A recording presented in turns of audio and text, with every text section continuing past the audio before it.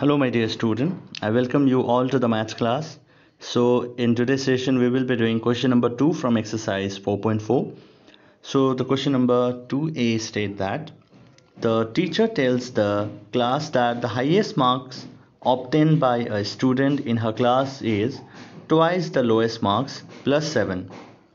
The highest score is 87. Alright, then what is the lowest score that we have to find? Okay, so let the lowest score be x because we have to find this value, right? So the teacher tells now that the highest marks obtained by a student in her class is twice the lowest marks plus 7. Okay, the highest marks obtained is, according to the question, the highest marks obtained is twice the lowest marks. What is the lowest marks? X. The lowest marks is x I have taken here, and plus 7, the highest marks is obtained, that is 87, right? So the teacher tells that the highest marks obtained by a student in a class is twice the lowest marks plus 7. Altogether that will be forming highest marks. Now you not only have to solve the equation, you just have to solve the you not only have to form the equation, you just have to solve the equation also. Okay, so let us transpose this 7. We will use the easiest one method. So 87 minus 7, which is 80.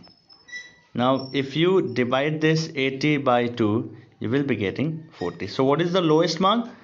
Therefore the lowest marks is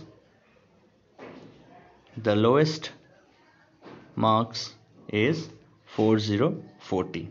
I hope you people understood. Only problem is most of the student face is to create a equation, but other will be in a systematic and a easy way. All right, just listen, just read the question properly and try to frame it. Okay, proceeding to the next part of question number 2, that is 2b. In an isosceles triangle, the base angles are equal. The vertex angle is 40 degree. What are the base angles of the triangle? Okay, in order to solve this, they have given a hint that remember the sum of three angles of a triangle is 180 degree.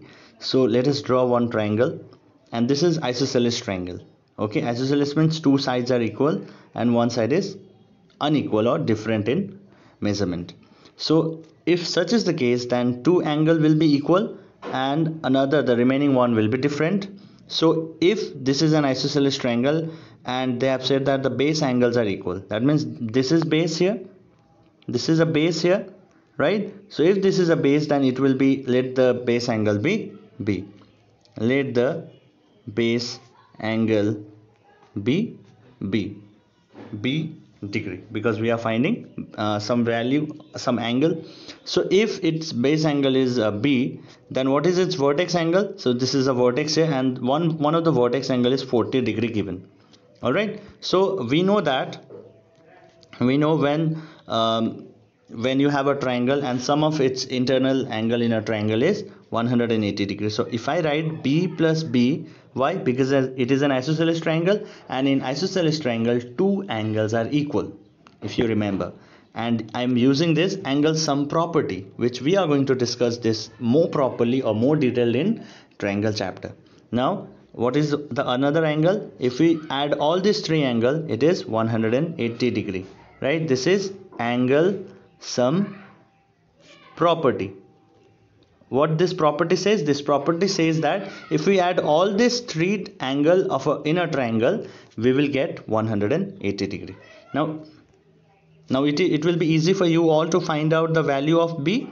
So b plus b is 2b plus 40 degree is equal to 180 degree. So what is the value of b now? So 40 I can transpose to this side. I will be getting 180 minus 40 degree, right? Now easily we can calculate, that is a subtraction can be done for 180 and 40, which will be 140 degree. Now the value of the b can be calculated. Let us divide 2 on both the side. Dividing 2 on both sides. As you can see here that the 2 coefficient is attached with the variable with the multiplication sign, so I'm going to divide it. So dividing 2 on both sides, I'm going to get 2b divided by 2 is equal to 140 degree divided by 2, which will be 2 gets cancelled out. B value will be equals to 70 degree, because 270 is 2 into 70 is 140 degree. So the value of the base angle, so we'll write therefore the base angle is 70 degree.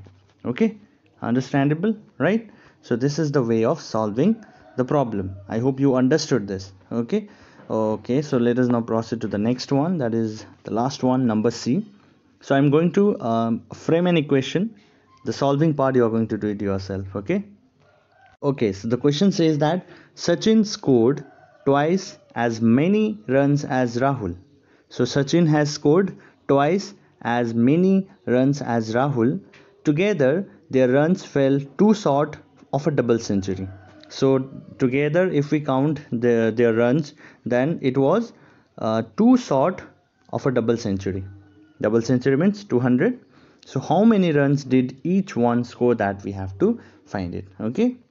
So here in the question it is easily we can see that Sachin scored twice and Rahul scored than the Rahul. So Sachin scored twice than the Rahul, right? So let the run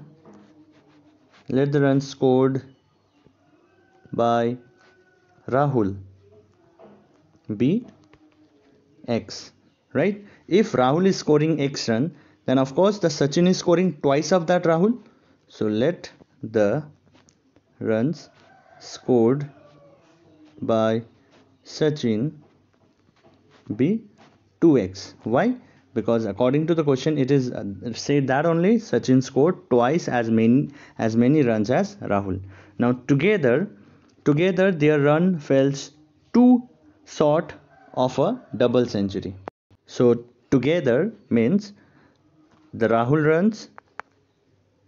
run scored by the Rahul and the Sachin run was how much?